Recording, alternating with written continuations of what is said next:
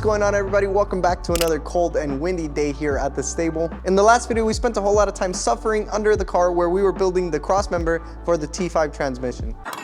Ow! Even though the transmission is being held up by the cross member itself, we're not exactly done yet. Some of you in the last video did catch it, but on this angle here, we still need to add some reinforcement plates. Even though the plate is welded on the inside and the outside of the bend, with time plus the engine vibrations, there's a possibility that this tab could bend, changing our pinion angle, so we have to reinforce it. So yeah, that means we have to get back under the car. Actually, before we do that, I just got a message from the Catman, and we have to go pick something up.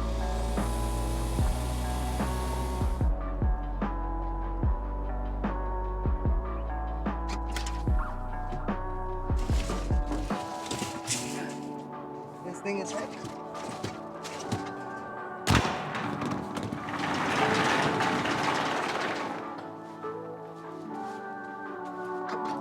All right, this thing is pretty heavy, so I'm gonna try not to throw out my back. God, oh God. Yeah, check this out, guys. We got the Daytona 3-ton Super Duty jack.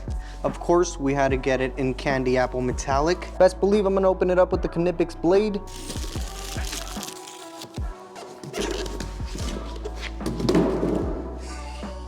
Yeah! Damn. Does this thing lift 3 tons or weigh 3 tons? And yes, this is the jack that had a lawsuit between Snap-on and Harbor Freight, so you know damn well this is gonna last us a lifetime. I spent longer than I'd like to admit just choosing the color. You guys don't even know how much of an upgrade this is because my old one had trouble keeping it up, but it's totally normal with age, guys. With that being said, huge freaking thanks to the Catman, because without him, we'd be working twice as slow. All right, we'll get some work done now. First, let's get our new fancy jack under the transmission. Enough to support the weight. It's so cold today, but it's all right. We got our coffee to keep us warm. A lot of you were mentioning that I should be wearing safety glasses while I was under here. Well, I was for the first half of it, but then the safety glasses, because it's so cold right now, were just getting foggy on my face. They decided to go flying across the shop.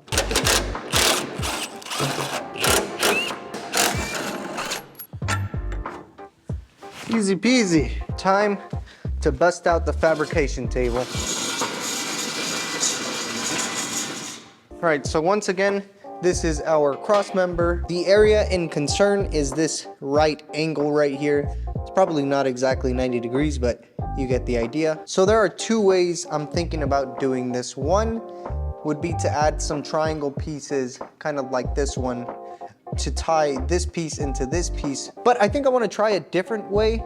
So let's see if we can make it happen. What I'm thinking is something along the lines of, I'm not trying to cut my finger off. We add 2 little reinforcement triangles right here. That in turn ties more surface area from this plate to this plate. I can put some triangles somewhere like here, but then I'd have to cut down these welds, and that's just more work that I don't really want to do. This is kind of the idea that I'm thinking of.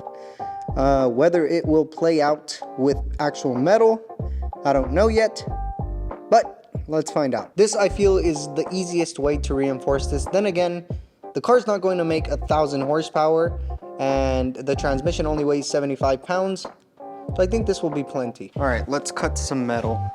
I'm using my dry erase whiteboard marker because we exploded my Sharpie. Of course I dropped the pipe on top of the Sharpie that I was using to make all of our measurements.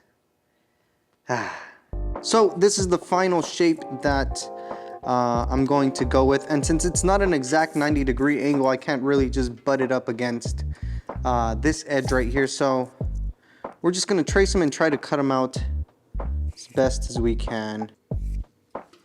And then there's 2.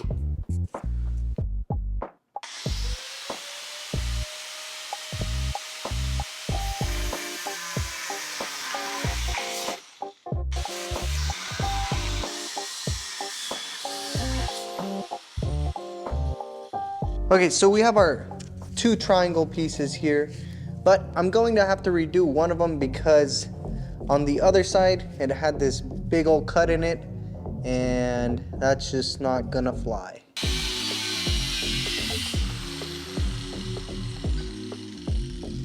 All right, so we have our 2 little triangles now, and now we can see their rough fitment. Okay, so taking a closer look, you can see that they aren't exactly a perfect fit, but it's to be expected. So this side right here needs a little bit of work. You can see those gaps right there. But there's 2 things we can do. We can trim the little tab in order for it to fit there, or we can trim away a little bit of this weld in order for it to fit snugly. I think I want to trim away the weld though. Definitely fits a lot more snug. We do have a gap right here, but I left that because I didn't want to trim away the welds from here. We'll just fill that in, but yeah, we're looking pretty damn good. And you guys already know, we have to slap some bevels on here.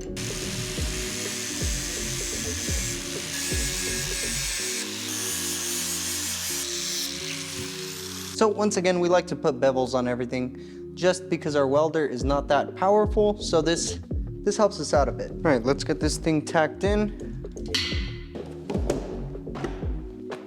All right, I've got my little triangle piece perched up there. Let's go ahead and tack it and hope it doesn't move.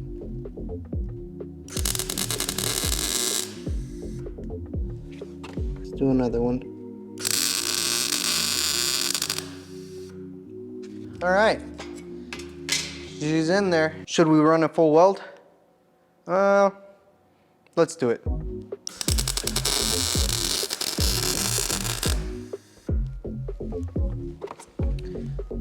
Okay, not bad. While the other side cools down, let's tack the other triangle piece.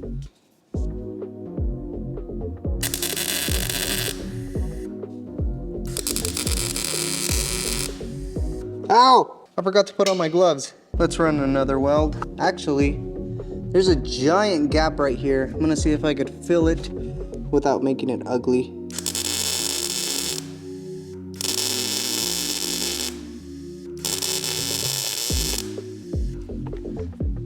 Huh, that's pretty easy.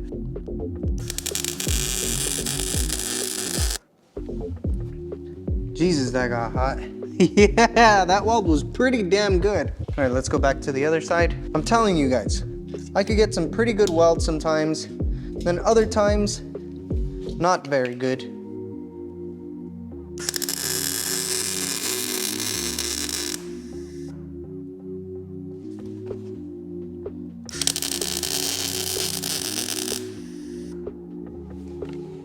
Yep. The bottom side is looking pretty damn reinforced to me. Now we just have to do the inside part. So for the inside welds, this one's gonna be pretty easy because I have pretty good access with the torch here. This one's gonna be a little more tricky just because it's a pretty tight spot. But let's see what we can do. And apologies if you guys hear me sniffling. It's pretty damn cold here and my boogers are coming out.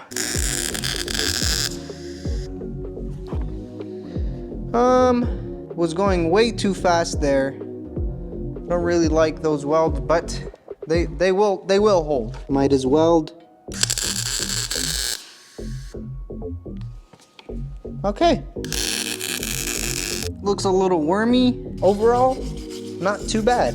Definitely could have welded these a little bit better, but they'll hold. Now that I've gone through all this effort into making this, I'm wishing I did something for exhaust clearance, but the car's not anywhere near running, so I guess we'll get there when we get there. This thing has been rocking back and forth for like a minute, and it doesn't seem like it's gonna stop anytime soon.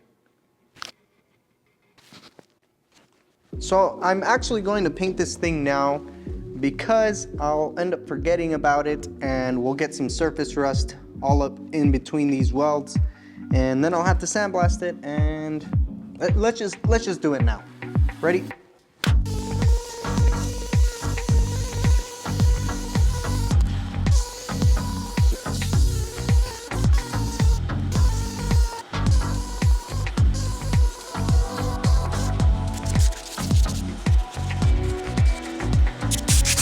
All right, so I have it all sanded out in 320. I would have rather done a more aggressive grit, probably like 180, but that's all we had, so I'm gonna go ahead and clean it with some glass cleaner because I can't find my wax and grease remover. Huh. Think I've got an idea.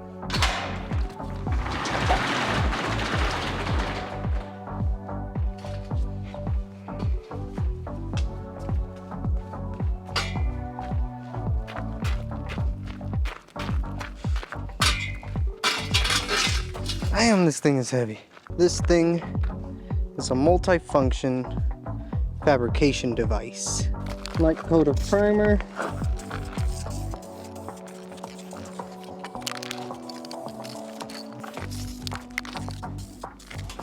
Whoa, whoa, whoa, whoa.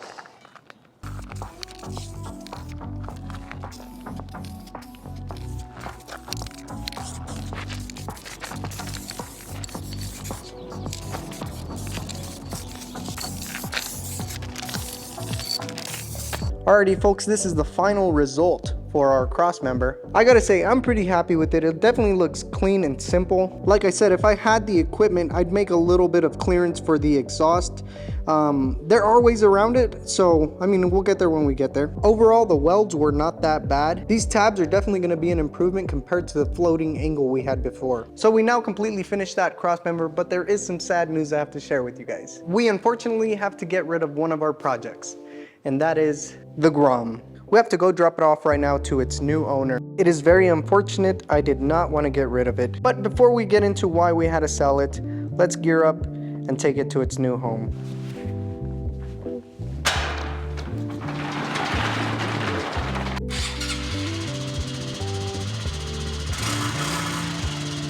Alrighty folks, once again, I didn't want to get rid of this bike, but it ended up turning into one of those projects that just ended up collecting dust for a couple years.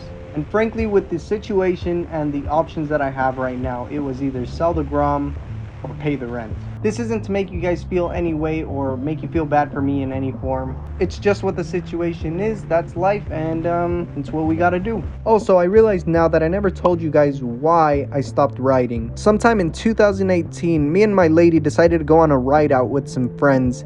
It was a group of about 30 motorcycles, and yes, with a group of 30 bikers, you best believe some of them are going to be doing some illegal things. So two bikers that were leading the group made contact with each other and they both fell. So the rest of the bikers had to avoid the bikes that were on the ground as well as the people that were on the ground. And with all that chaos going on, by the time I noticed what had happened, in front of me there was a bike on the ground as well as the person stopped on the road while I was still going about 50 miles an hour, and there was about a 2 to 3 foot gap of clearance for me and my lady to pass through without hitting a person or another bike. So once we cleared that gap, I had a huge sigh of relief that me and my lady were gonna be okay.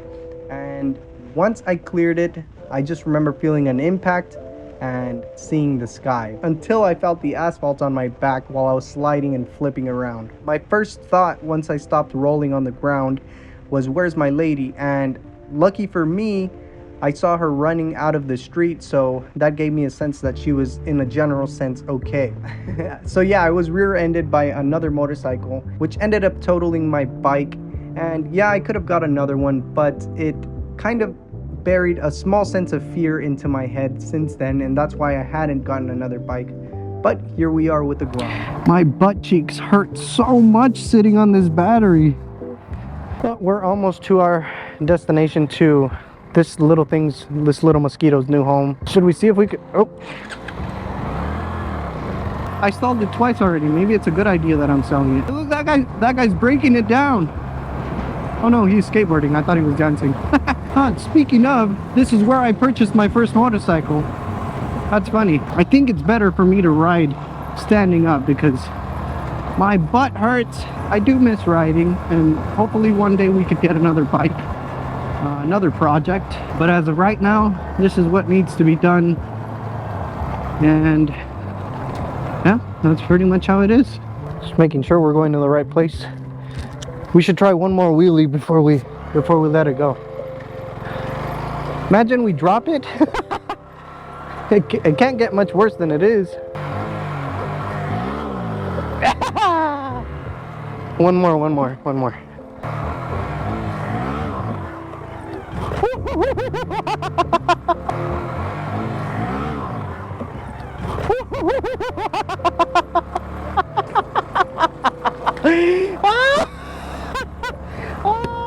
I'm not gonna lie, I almost lost that one. Silent ride home after that. Woo! That was a good one though. That got my blood flowing.